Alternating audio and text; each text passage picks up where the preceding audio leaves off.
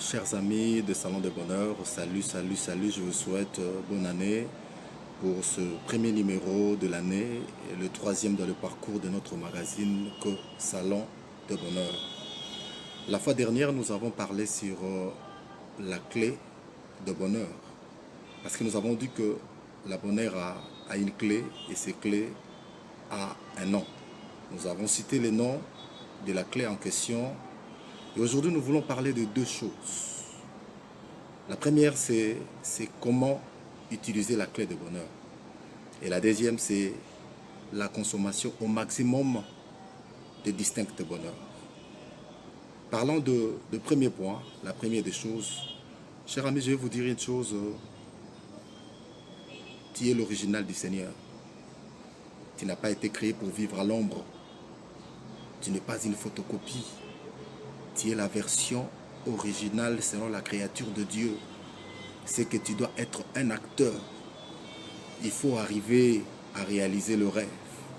Il faut arriver à confectionner dans le pensée de bonheur, mais aussi à travailler pour le vivre véritablement, pratiquement et physiquement. Ça, c'est pour dire que, chers amis, il faut être un acteur. Comment on peut utiliser la clé de bonheur?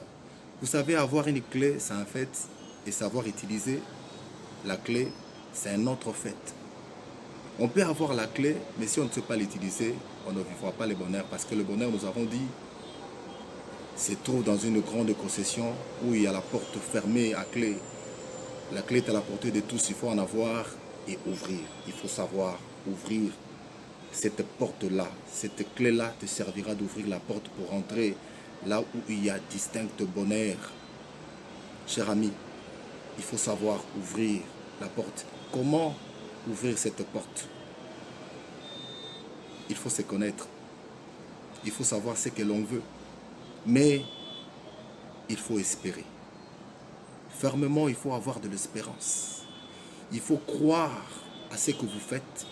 Il faut avoir confiance en Dieu et confiance en vous-même.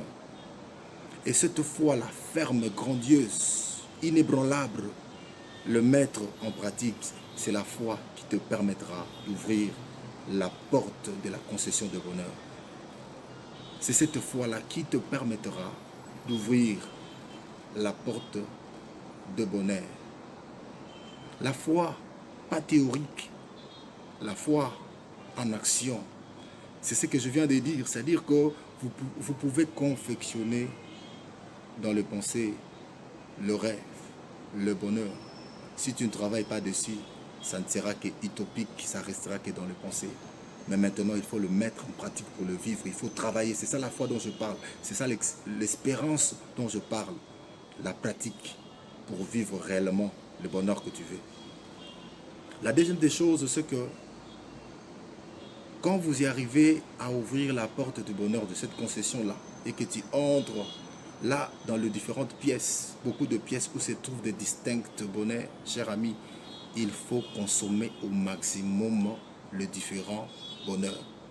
Dans les domaines différents, bien sûr, il faut savoir, bien aimé, consommer au maximum.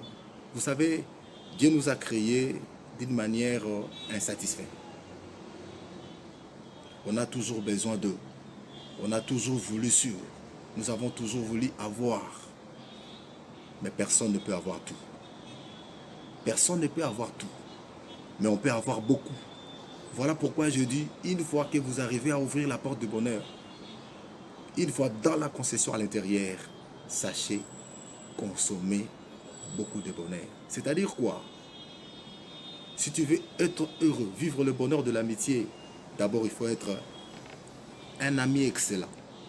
Je ne dis pas d'être un ami ou un bon ami, mais je te demande d'être un ami excellent. De donner le meilleur de soi-même aux autres. Et cela va vous revenir. Si tu veux être un bon mari, vivre le bonheur du mariage, il faut être pas seulement un bon mari, mais un très bon mari. C'est-à-dire savoir donner un grand amour. C'est ainsi que cet amour vous sera retourné. Parce que réellement, même dans la loi de la nature, on ne peut récolter que ce que l'on s'aiment. Mais maintenant, dans le différent bonheur, chers amis, consommez-les au maximum. C'est-à-dire, donner le meilleur de soi-même pour être un bon mari, donner le meilleur de soi-même pour être un bon ami, donner le meilleur de soi-même pour être un bon fiancé. Ainsi, tu le vivras. Tu vivras le bonheur de fiançailles, le bonheur de mariage, tu vivras tout le bonheur possible. C'est ce que je dis donc, savoir consommer au maximum. Je sais qu'on n'aura pas à être satisfait dans tous les domaines de la vie, mais il y a lieu d'être satisfait dans beaucoup. C'est-à-dire sur 100%, faire 98, 95, c'est déjà une grande distinction. Voilà. Donc, aujourd'hui, nous avons discuté sur ces 2 points. Je sais que cette année, nous serons dans la vitesse de croisière, nous serons de supersoniques pour être un peu plus réguliers que l'année passée.